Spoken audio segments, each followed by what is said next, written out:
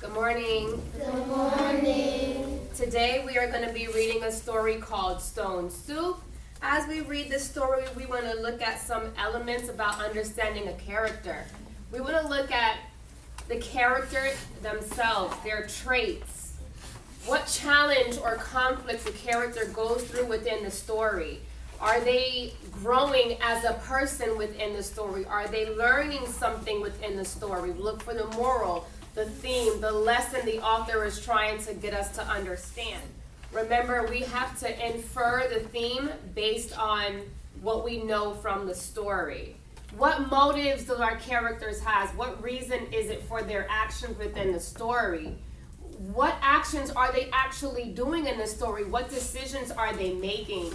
What consequences do they have for any poor actions that they have done within the story? So basically, as we're reading Stone Soup, we want to be looking at all these elements within the story, okay? Let us read Stone Soup, retold by Winston Ramus. This classic folktale originated in France, so it is originally from the country of France. It has been told in many different ways and set in different places. So paragraph 1, here we go.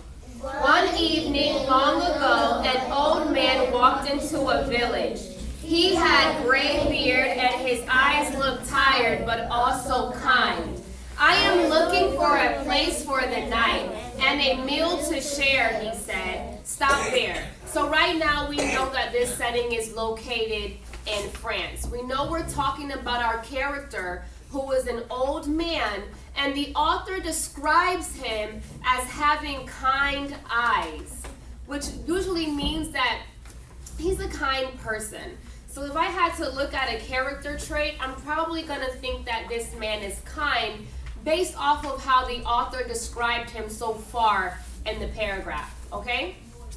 If I look at the illustration below shows the old man coming into town on his animal, and you can see here that he has his travel belongings with him. We don't know yet what's inside, but we know he has his belongings with him, all right? It looks like these are the village people outside watching the man come into town, and he looks like he's saying hello to them. Right, paragraph 3, here we go. I am sorry, said one villager. There is not enough food for ourselves. We are a poor town. You had better move on. I was not asking for food, sir, said the old man. I was thinking of making stone soup to share with you. Stone soup? What is that? Asked the boy. He wore a long yellow shirt. Oh, it is a real treat. You will see, said the old man with a smile. Then, like a musician, he pulled a pot from under his coat. The hungry villagers watched as he filled the pot with water. What's he doing now? Someone asked. You will see, answered the old man. So as the man came into town and he asked if people would like to share a meal with him, what was the response from one of the villagers in the beginning? Yes? That there was not even enough food for themselves. That there was not even enough food from themselves. Very good. So basically he's saying, I wasn't really asking you to share your food with me. I'm going to share something with you in return, kind of, right? So now everyone is looking like, what's he doing? What's happening here, right? That was the response of the village people. And then they said, like a musician, he pulled out a pot from under his coat. And it says, the hungry villagers. So they're looking at him and they're already hungry. They're probably starving because there's not enough food in the village to go around for them. So they're trying to figure out, what is this man about to do at this point, right? Paragraph 10. When the water was boiling, he reached in his coat again. This time he took a large stone from a velvet bag. He dropped the stone into the pot. Ha, said the old man. Now we are cooking. Stone soup, whispered the villagers. They licked their lips. They rubbed their bellies. Lick your lips. Rub your belly. So you can see that they're really anticipating this food. And one thing you know about when something is boiling in the pot, the aroma that you smell coming to your nose is like, this is gonna be so good, okay? Then it says, is the stone soup really for everyone, asked the boy. So he's inquisitive. He really wants to make sure that he gets some stone soup, okay? So far in this story, what character traits could we describe this old man? Yes. Kind. He is kind. Sharing. He likes to share. Helpful. He is helpful. Very good. Give me another one. Yes. Respectful. He's respectful. I like how you said that because he didn't come in demanding that you give me some food, right? He was very respectful and said, okay, it's okay, I'll share with you, all right? What challenges is happening in the story right now? Yes. The villagers don't have enough food for The themselves. conflict is the villagers don't even have enough food for themselves, let alone a stranger.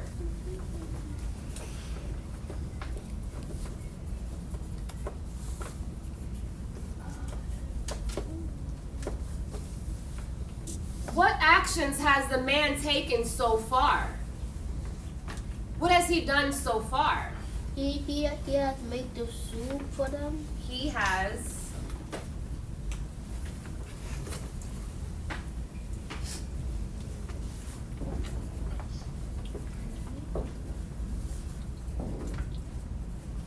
So what he's done is, as the people are gathering, he's making this soup, and he's promising basically at this point that everyone is probably going to get the soup. What do you think his motives are? Why do you think he's doing this? Yes. To help the villagers out. To help them. It is for anyone who wants it, said the old man. Then he sat down to rest. The excited villagers gathered around to watch. The old man licked his lips. I do love a stone soup, he said, but stone soup with cabbage is even better. Soon a villager approached with a cabbage that he added to the pot. Wonderful, cried the old man. I once had stone soup with cabbage and a piece of lamb as well. It was so tasty. Stop. Do you understand what he's doing right now? Oh yeah. Yes. He's saying like the ingredients that he put into his stone soup, and then they're gonna come and then they're gonna put it. Right. He's trying to entice them. He's trying to say, you know, I once added this and it tasted magnificent. Then when we added that, it tasted even better. So what do you think in the people's mind? They're thinking, oh, I have one of those, and the next one, I have that one, right? So if each of them contributes to the pot, whatever this soup comes out to be is gonna be amazing, right? Yeah. So he's trying to get them to see that, okay?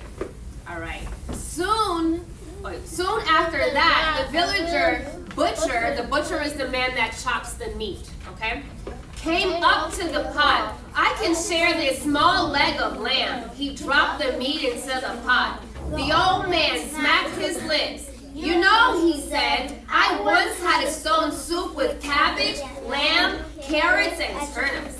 That was a truly excellent soup.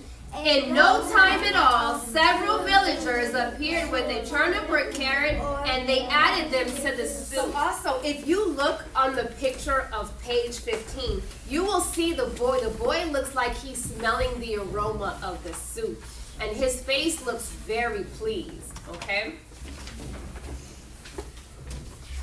All right. Paragraph 21. Can anyone spare a potato or onion? Asked the old man. That's all we need to make the best stone soup ever. Before long, a delicious meal was ready. Everyone in the village had a big bowl full. The next day, the villagers begged the old man to stay, but he needed to move on. Before leaving, though, he shared his secret with the village elders.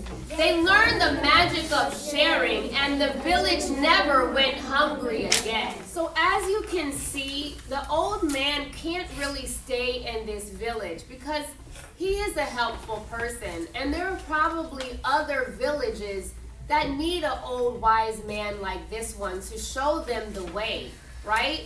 So if he just stays in this village, other villagers won't be able to benefit for what they can learn from him, like this village did.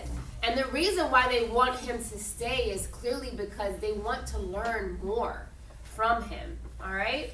So if you see, this is the illustration of him probably showing the village elders, and there goes that little inquisitive boy looking like, I want to hear too. And he's sharing the secret with the elders so their town will be better off for it. All right. Any character traits that we could use to describe this old man? Yes. Wise. He is wise. So we have kind, he shares, he's helpful, he's respectful, and he's wise. Any more that you can think of? Careful. Okay, we could say he's careful. He was really careful in the way that he got the other villagers to join in, right? He didn't just say, put a carrot in there, right? Or put a turnip in there. It's the way he went about doing it. He was because he is a wise person, he was careful how he spoke to the people. What lesson did you learn from this story? Yes. Sharing is better than being greedy. It is good to share or contribute to others. Which, yes, is the opposite of being greedy. Did the villagers grow as people? Did they grow in the story? Yes. Yes. How? Yes. Because they learned how to make stone soup and they didn't know how to make it in the first stage. Well, yes, but also think about it. Oh, you have one? Yes. They learn because they learn caring is caring. They did, absolutely. They learned that sharing is caring.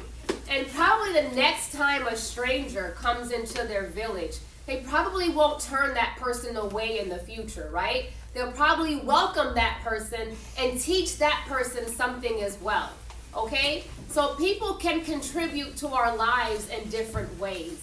And just because it is a child or an old man, it doesn't mean that they're not useful, right? They can still help us in ways, all right?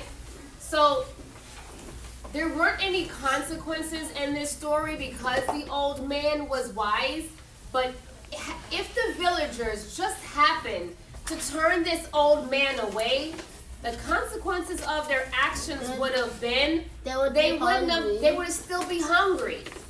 A lot of them would still be hungry and wouldn't have gotten this lesson that they needed in their life to help them move forward. Okay?